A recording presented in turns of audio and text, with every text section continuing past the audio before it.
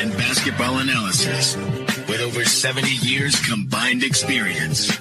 This is the Bob Ryan and Jeff Goodman podcast. NBA, some college, a little bit of everything. You know, what can I say? But it wasn't going to happen here. It is that time for the Gary Tanguay. Oh, let's not start with me. 3, 2, 1. It's that time for the Bob Ryan, Jeff Goodman, Gary Tanguay along for the Right podcast. We know that Jeff has been MIA because he is swamped with NCAA stuff. So we miss him, but we're going to carry on. Brought to you by PrizePicks, the exclusive daily fantasy partner of CLNS Media. Pick more, pick less. Pick more, pick less. It's that easy with PrizePicks. Okay, so we're going to get into the NCAA tournament. You went to the Garden. You saw it all. At the time of this recording, the Final Four is set. But first, we have to talk about the Celtics. I want to talk about their last 3 games overall. Mm-hmm. They won their last game. Whoopee.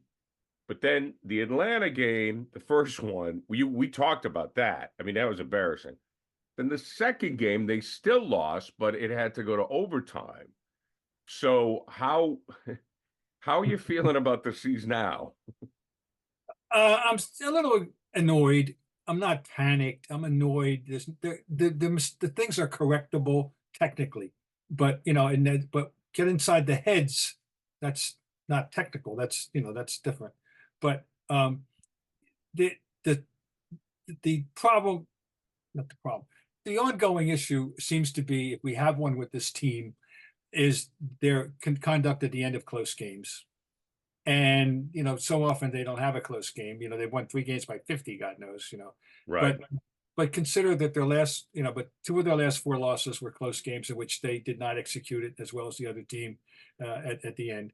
And there's a lot of discussion. People even timed out that the one time Brown dribbled it 19 times and Tatum 23 or vice versa. It doesn't matter, but those are the 2 numbers that people counted for their dribbles before they launched unsuccessful shots to win games. So their conduct at the end of the game is under scrutiny by a lot of people, fans and media. And this is an ongoing issue, quite frankly. It's going to surface in the playoffs. They're going to have to execute at the end of games. They're not going to win every game by 20 points. So that's a concern. And the thing that I think myself is that you've got a team here that doesn't have to exclusively go to those guys. They have a well-balanced scoring weapon machinery there, and including a guy I'd like to see take some clutch shots, and that's Derek White. We know the Holiday can do it. And they've got a 7-3 guy that you can rely on to throw the ball into, who makes free throws, by the way, if he gets fouled. But that's the thing, is that these close games and the way they operate, and that's one issue. Second issue we'll get to is the offensive rebounding, or the rebounding where they get hurt on the offensive glass. And I thought very interesting. Joe Mazzulla addressed that, and we got some quotes we want to go over with him on that score about his explanation for that. So, and also one other thing, I'll yield the floor here. Very interesting. This is a very fascinating quote from Joe Mazzulla, and he said that it's actually a good thing that that people are. He said the team should be, quote, flattered. This is Gary Washburn. He said the team should be flattered about the criticism because it means that the people were paying attention, I guess. I mean, the people should be flattered about the criticism. And he said, and it's not even about you have to stay positive, you just have to stay true. That's the most important thing. You can't fake positivity. So he's kind of shrugging it off in a sense, that, okay, people are upset with us, but we know what we're doing. Well, we'll see. Well, we'll see. Now, Drew Holiday was back on Thursday night. So I don't think we can underplay his absence enough. Okay. To your point, the way of the NBA, and it was even this way when Pierce played, Paul had to take the last shot. We've seen it time and time again. But you're right. There's 5 options, with this team. You've mentioned 2 of them. I mean, even Holiday doesn't care about taking the last shot, but this is what I feel. Holiday should be facilitating the last play, right? It should not be Brown or Tatum dribbling the ball into the floor. Facilitate the last play to give Brown or Tatum or Porzingis or White the best shot. And it's common sense. But, Bob, for the last 20 years in the NBA, that's not the way it's done. Yeah, well, it's ISO world, if that's what you're getting at. It is, I guess. Yes, you just said it in 2 words. I said it in 100. But yeah, and here's the deal: is it doesn't work for the Celtics. It does not work. What works is when Holiday runs the offense or they have movement. That's what works. When they do the ISO thing, it doesn't work. Well, once in a while, yes, but right, it's not the way to go. So that's the concern. And interesting. We addressed this a little bit last time, and it's interesting. The question arises: is Joe using these games right now, all these games, as testing, as experimental games? Sure. And looking ahead to the playoffs. Because they're up in 11 in the loss column. They're not going to lose it's just a matter of days before that is correct. Completely over. They've clinched the playoffs. There's only 8 games left. By the way, 6 at home, and winnable games. So he appears to be using these games as a experiment, a testing mechanism, and rather and experimental things. That's very interesting, really, frankly. And we'll see how that goes. But don't you think he knows his team by now? You'd like to think so. I mean, it's not like there haven't been any significant additions to work in this year. The only addition to work in during the course of the season was Xavier Tillman, right? And who's the 10th man, right? Officially, he's the 10th man. So I think that I look back to the Tuesday night game, and obviously he wanted to get his bench guys a lot of playing time. But when he brought in, Brown and Tatum, they still did not get it done in the game they should have won. So obviously the win meant more to Atlanta on the second night. It's a slippery slope, It's just put the guys away that you should put away. There's another thing.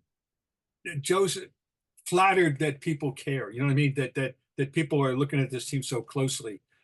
Quite frankly, and he's regarding this scrutiny as a compliment. Very interesting, way of looking at things. Frankly, he's not upset that people are nitpicking them.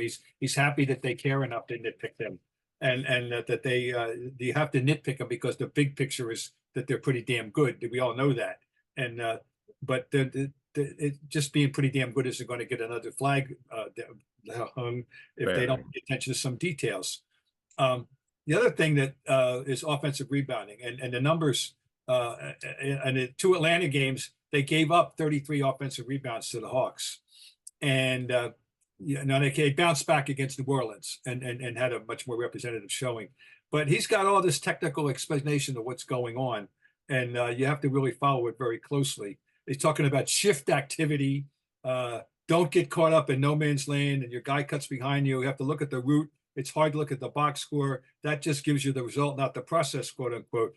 And I was thinking about reading this, and of course, one of the things that people talk about is rebounding out of a zone is that you don't have your body on the guy automatically. Right. And he's just implying that that's the same thing with the nature of their own ability to switch on defense.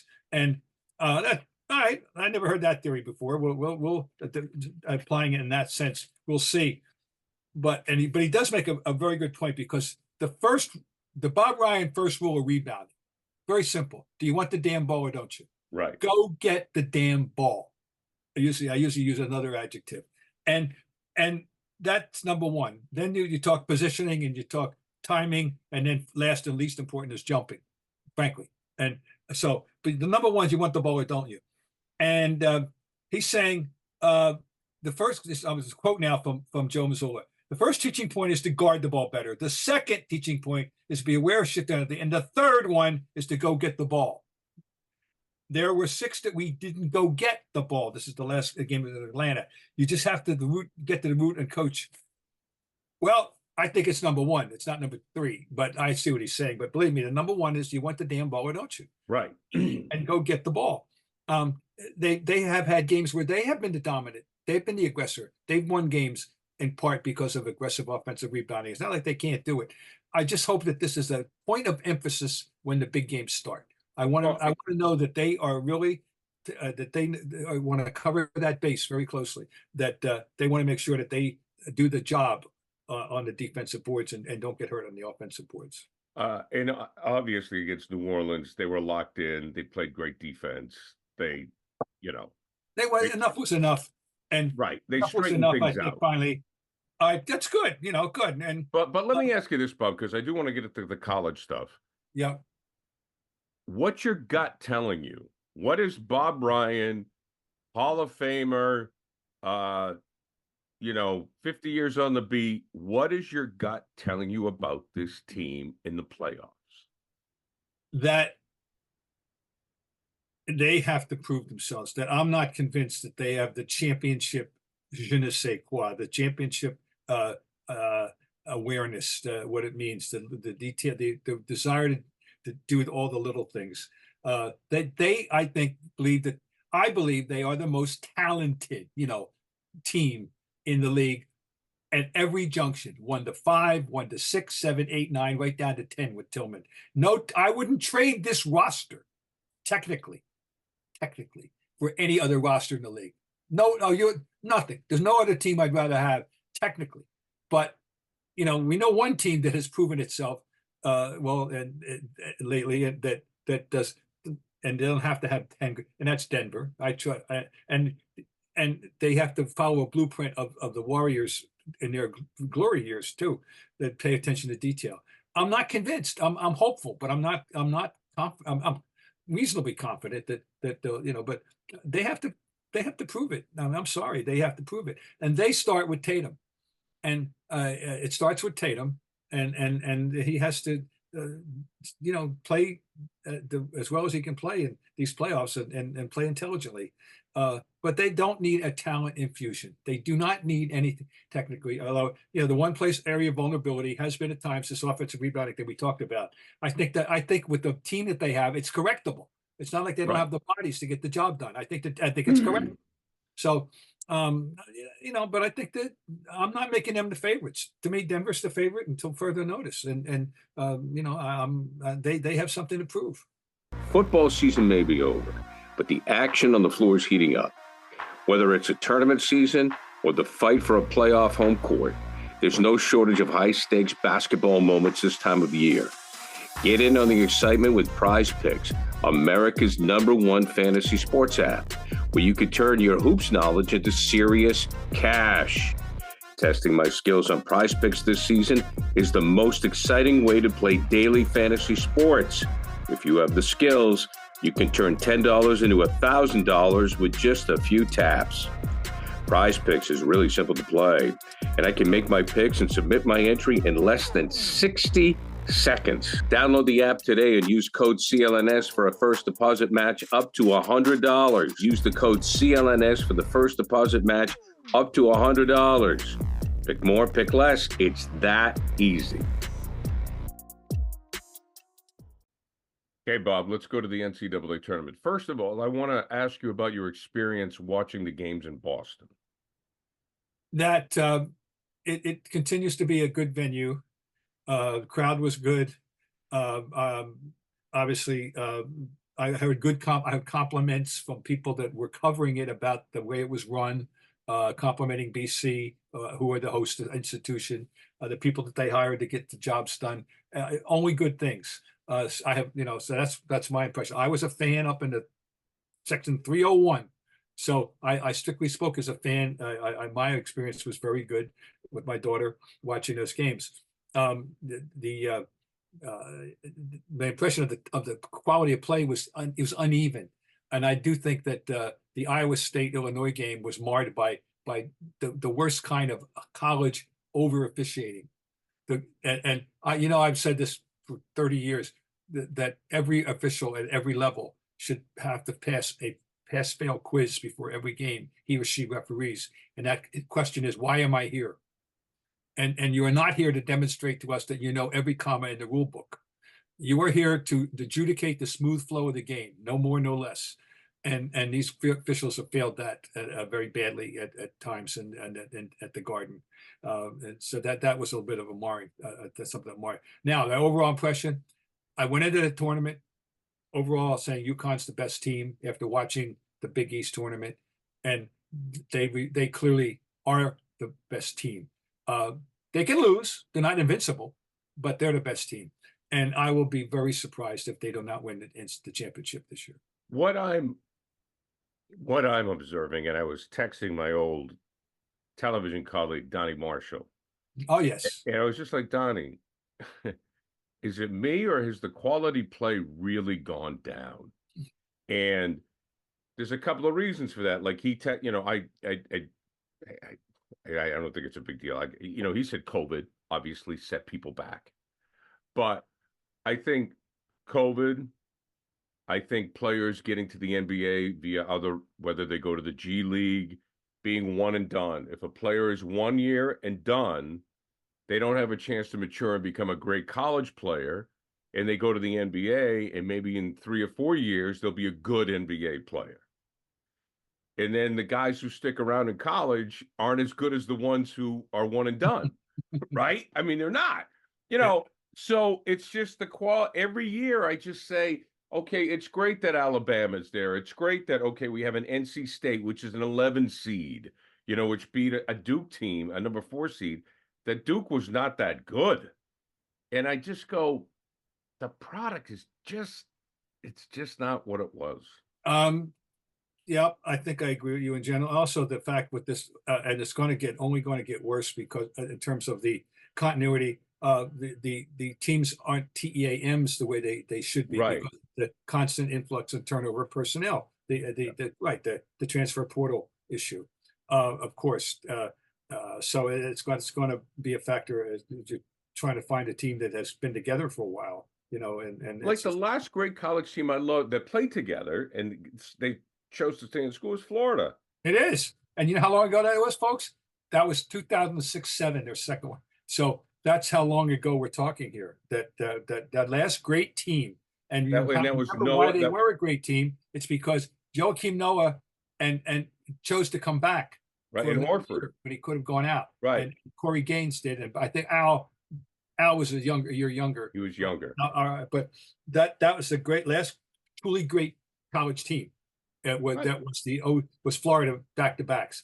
And there's the scant chance we'll ever see a team that good again because of the constant influx and turnover of personnel that we have everywhere.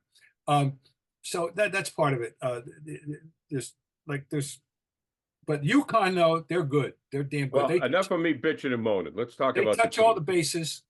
So we're looking at like Purdue. I want to talk about the Purdue big guy. All right, because I can't figure. I'm trying to get a real read on it. Like he had 40 points in this 40 game. Today. Yeah, he had 40. So I'm like, where the hell did these come from? Because at first I'm like, he doesn't move that well. I'm talking about Edey. He doesn't move that well. Yeah, Jack Edey. Yeah, he doesn't move that well. Everything is around the basket. Does he have a jump shot? He's 7'4", but 7'4" guys in the league can handle. People don't think he's going to be drafted.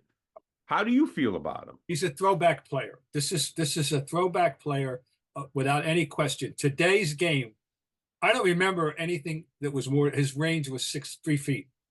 The whole game, he got 40 points. This is an old-fashioned player, unlike Kristaps Porzingis. Right. Okay. Klingon can shoot from outside. This is the kid at Connecticut a little bit. Right. Donovan Klingons, who's 7'2", which that's the matchup I'm praying for when we get to Phoenix. That's the game I want. I want UConn and Purdue. I want to see those two go at each other. But right, Zach Edey is a throwback player. I would love to see the shot chart on today's game for the 40 points because there was nothing resembling a jump shot that it would just be it'd be a dark circle under the hoop. But that's but he knows what he's doing down there. He's agile enough. He has a sufficient lateral mobility, and He's ambidextrous. He's very confident, comfortable going Right. with his left as well. And so it's not just a matter of going over his left shoulder. He can go over his right shoulder too. And the team knows how to play, how to use him very well. So yeah, they're I'm happy that they're there. I mean, I think, and he's a very self-aware kid. He's from Toronto. He's a Canadian. Yeah, he's Canadian. Oh yeah. Canadian, and he's aware of the big man criticism these days, and he wants to. And he wasn't recruited as heavily as he thinks he should have been, and so he's playing with a metaphorical chip on his shoulder. So you got a 7'4" guy playing with a chip on his shoulder. That's pretty intimidating, for sure. So yeah, he's intriguing. But overall, the NC State they've won now 9 straight since the start of the tournament and Right. the ACC tournament, and this is a throwback to 83. Oh yeah. This is what they did. I can tell you, I cite that every year when the tournament comes, I'm a broken record on this one. Okay, I remember being at the Big East tournament in 1983. In between games in Madison Square Garden and watching on television the end of NC State's first round ACC tournament game. If they don't win, they're NIT bound. All right? If they don't win that game, and they're in trouble with a minute to go, I don't know whether they were trailing, but they go down, they pull it out in the first round of I remember watching it. It was in between games in New York, so I was able to watch the game. And so they pull it out in the first round of the ACC tournament in a desperation winner go home thing, and then a couple weeks 3 weeks later they're sipping the champagne metaphorically. They're winning, Right. They're cutting down the nets. I'll let it put it that way. They're cutting down the nets in Albuquerque, and so they're going to have to follow the same path. Now UConn followed this path in 11 when they ran through the Big East tournament. Right. They weren't anywhere near a favorite that year, and they wound up winning the championship. But this is an NC State, Valvano's, smiling down kind of thing, yeah. and all that stuff. And of course, they have this lovable big man that's going to be, everybody's now being charmed by DJ Burns. And What he a had great kid, though. major- smart, I know. musician, He had a big game. well-read. He had a big game tonight, and they're going to be fun to have around in the. But you know what I love about that kid? You know what he said after the game? He said, "When I stop loving to play basketball, I'll stop playing." And you believe him. I mean, they did a piece on him. He's a musician. He loves to read. He has other interests. I mean, he's just a role model. I mean, I love this it's nice. guy. No, it's good to find. That's great. It's great to and he'll be a source of great interest when we get to Phoenix. And I say we because I am going to Phoenix. Oh, good. My wife and I will be there. So we got they're the outlier, the 11th seed, but they're still a blue blood organization. Still, that they just happen to be an 11th seed this year, but they've got some pedigree in them, and so that's really good. Anyway, but UConn. But let me ask you about UConn, because we expect UConn to beat Alabama. I mean, we get that, By the way, whenever I see Alabama play, and I love that Gene Katie was there for Purdue. I just love a throwback to the old coaches like Wim Sanderson in the jacket. I mean, what a character, Yeah. I mean, guys like that, and Gene Katie, who when he was on the sideline, he always looked so mean. I mean, he used to scare the hell out of me. So, and it's great they gave him a string from one of the nets tonight when they cut down the net. And I love Purdue's coach. I mean, I remember when he played. Hell, but UConn. Why is UConn, Bob, far and above everybody else? Is it the recruiting? Is it the coaching? What is it? Well, they've now taken, this is the third different coach to take them to a Final Four. Started with Calhoun, and then went to Kevin Ollie, right? And now it's Danny Hurley, who clearly is an excellent coach. And he's been he's a coaching, his daddy's son. Yeah, sure. Yeah, He's his daddy's son, in that he was his record. His first coaching job was at St. Benedict's Prep in Newark, New Jersey, and he had a phenomenal record there. And he parlayed that to go to URI, and now here he is. Okay, so he can really coach. They've got a culture now, and he's following. basketball matters. Look at the women.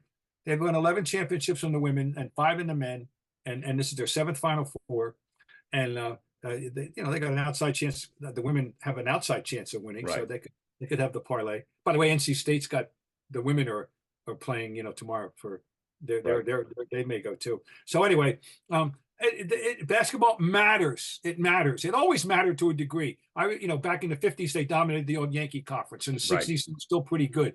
But and yet, when they entered the Big East in 1979, for the first half a dozen years or so, they were the doormat of the league, UConn. And it wasn't until Calhoun came in and turned them around. Within 2 years, they won the NIT. And in the 3rd year, they went to the tournament. And they've been UConn ever since. And Calhoun, and Gino Auriemma, what they both have done to make Storrs, Connecticut a destination is really a remarkable thing, frankly, and they both deserve the credit. And Danny now is following and of course his father has won 25 state championships. He's in the Hall of Fame, Bobby Sr. So, but they've got culture. But the team technically this year, they touch all the bases. They've got the best 1-2 center punch in America because not only do they have a 7-2 kid who can play, they come off the bench with a 6'10 kid who could play. Samson Johnson, the best player ever to come out of Togo, by the way. And I don't mean Palazzi. I'm talking about the Central African nation of Togo. Right. And I tell people, you can just turn over the hourglass. It's going to happen. When he comes in, they are throwing him a lob as soon as they can. He gets a lob within 4 or 5 possessions every game. So watch for that when you see the semifinals. When Samson Johnson comes in, they're lobbing at him. I would like to think the opponents all know. I know. So, that's what's going to happen. But they've got excellent guard play. They've got a wonderful forward from Southbridge, Massachusetts, Alex Caravan. They've got a nice and here's my favorite player. Not he's the best, naturally, but they come out this kid Hassan Diarra, and he is so sneaky good, and he gets the job done. And when the game is over, I'm sure the other team looks at the stat sheet. How do you get where those 10 points come from? And he'll get them one way or the other. And he's a spark plug and energy guy. So they've got that going for him. They have everything going for them. They defend the hell out of it. They're the best team. They can have an off night, but how about a 30-0 run? I'm watching this game, and I knew they had a 25-0 run to start the second half. Yeah, I forgot about the 5 points at the end of the first half. Yeah, the score at the game, the final score was much closer. When have you ever seen at any level a 30-0 run? Oh no, they're dominant. And they were winning by 27 points a game so far in the tournament. That's that you'd like to say that can't continue, but until somebody stops them, it might. Imagine being a UConn fan and you got the men and the women, and once again, it's not the first time they didn't win it once. Together. Yeah. And it's a remarkable thing. And Storrs, Connecticut, God love them, good. Well, I think we're all hoping for Purdue, UConn, and I think that's what. I want the big men. Absolutely, I want Klingon and Edey. Absolutely, and I got Purdue. Purdue's knocked on the door. It's the first time they went to the Final Four, they had no chance in the championship game. You know why? They were playing Lou Alcindor's farewell season. And they got whacked. That was with Rick Mount, 1969. Yeah. And then in 1980, that was the Joe Barry Carroll team. That's right. Joe. Yeah. And they deserved to be there, but they weren't good enough. And that was Louisville. And now they're back again. And they won the Big Ten. They've been consistently good. Gene Cady was a terrific coach, a Hall of Fame coach. It should be if he isn't. I'm not sure if he is or not. But Gene Cady, and they basketball matters there, football matters there, sports matter there. Was that 80 Louisville team? Obviously, that was Denny Crum. Was that Dr. Duncanstein and Darryl Griffin? Yes, it was. Right. That was the team. Yeah. And that was the year that UCLA got there with Larry Brown, and they were reported. That was a 48-team tournament, and they were reportedly, but no one could prove it, the 48 team invited. They got in, and they went all the way to the Final Four. Right. And that was Kiki Vandeweghe. Okay. Kiki Vandeweghe. And 1980, I was in Indianapolis for that one. But so anyway, Purdue was there. And I know, here's the funny thing. The Celtics that year, they had the #1 pick. and I was deathly afraid. I did not like Joe Barry Carroll. Right. I thought he was a big, I just didn't like him as a player. And I was so petrified they were going to take him. And that's the year they got McHale. They traded Sure. out and got McHale. Thank God. So, And Parrish eventually, right? and Robert and McHale, one of the great ultimate swindles in the history of, that was for Joe Barry Carroll and Ricky Brown. He was the 13th pick. That was what it was. And if you remember Ricky Brown, you were a pretty good fan of sport basketball. Was that one of the few times that Bob Ryan agreed with Red Auerbach, or? Oh no, we didn't. Oh no, what makes you say that? No, I don't. I'm just being. I had a couple of things with Red, but basically, oh no, I mean, he wasn't invincible. He wasn't infallible. Excuse me. But no, basically, I was fine with Red, and I'm proud that Red. I think we got along great. But that was. I'll tell you what. I think I know the protagonist on that deal. It was Bill Fitch. Bill Fitch had his eye on Robert Parrish. I know this from my conversations, my breakfast conversations at the airport, things like that. Right. Cups of coffee with Fitch. And he, I couldn't quote him because that'd be tampering, but I know he really lusted to get his hands on Robert Parrish, who he thought was being underutilized, particularly not running the floor the way he could run the floor. And we also, he was 100% correct with his observation and his evaluation of Robert Parrish. But I'm going to give Red gets all the credit, of course, because he got all the credit for everything. But Bill Fitch was the driving force to get Robert Parrish. And so drafting Larry a year early, right?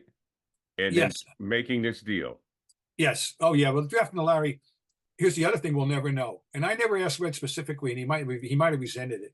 Then again, he might have laughed at me. I don't know what he would have said. But they had 2 picks that year. They had 6 and 8, and Larry was number 6, and number 8 they took Freeman Williams. I want to know would he have taken Larry if he only had 1 pick, not knowing that he was definitely going to get him. Oh wow, okay. And I never had the guts, the cojones to ask the big man, okay, Red, you're so smart. Would you have taken Larry if you only had 1 first-round pick? No, I didn't have the guts to do that. Well, he would have just, even if it wasn't true, he would have told you absolutely. He would have blown smoke in my face or something like that. Yeah. I tell you, he was a delight to hang around. Red was smart and had a good sense of humor, and he was. But he could get when he was angry. You don't want to be on the bad side, but he was a delight. He was one of those guys, and this city has been very fortunate to have more than a few. I would say Red, Parcells. I think Terry Francona with the Red Sox. Even Milbury with the Brewers at the time. Oh yeah, and it's talking about coaches that were perfect for this market. Yeah, no, you're right. That's exactly right. They loved it. They thrived on it. They weren't afraid of the media. And we got one right now, and Alex Cora. He completely gets it.